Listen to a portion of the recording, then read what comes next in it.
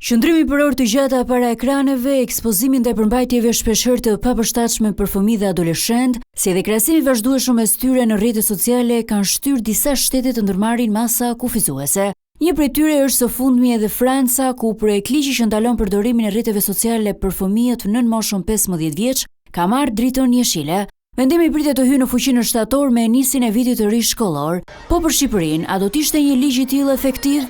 Për të pasur një qasje më të mirë dhe më pozitive, kryesisht të shëndetit mendor, po ashtu dhe të zhvillimi emocional i të rinjve dhe adoleshentëve, duhet të kemi shumë kujdes në mënyrën se si përdoren platformat dhe sidomos rrjetet sociale, sepse ato rrisin ndjesinë e të krahasuarit, po ashtu vetë kontrollit emocional dhe ndonjëherë agresivitetit midis njëri tjetrit, që janë shumë problematika pikërisht te kjo moshë. Përderisa në shumë vende të ndryshme dhe kryesisht ato më të zhvilluara japi rëndësi dhe fokus përdorimit të teknologjisë, mënyrës si përdoret, po ashtu grup moshës më të ekspozuar dhe më problematike, atëherë ne kuptojmë që ky është një fenomen që nuk ka se si dhe vendin tonë mos ta preki. Ekspertët shprehen se një vendim i tillë nuk mund të merret menjëherë pasi varësia që rrjetet sociale kanë krijuar te fëmijët dhe adoleshentët është shumë e madhe.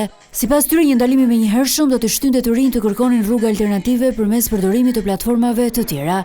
Ata theksojnë se edukimi dhe ndërgjegjësimi duhet të jenë hapat e parë përpara masave ndaluese.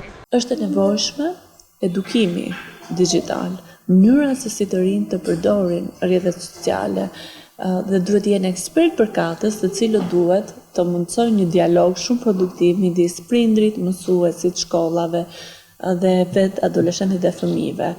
Nëpërmjet edukimit ne krijojmë një urë shumë të mirë lidhse me të rinjun, për të mos kaluar direkt tek pjesa e të ndaluarit, por të kalojmë më tepër te pjesa të edukuarit. Australia ishte vendi i parë që ndaloi përdorimin e mediave sociale për fëmijët nën moshën 16 vjeç. Në fillim të dhjetorit, qeveria australiane vendosi të bllokojë plotësisht qasjen e tyre në këto platforma pavarësisht kundërshtimeve. Sipas autoriteteve, përgjegjësia për zbatimin e këtij vendimi u takon vetë kompanive të mediave sociale dhe prindërve. Në rast shkeljesh të përsëritura parashikohen edhe gjoba.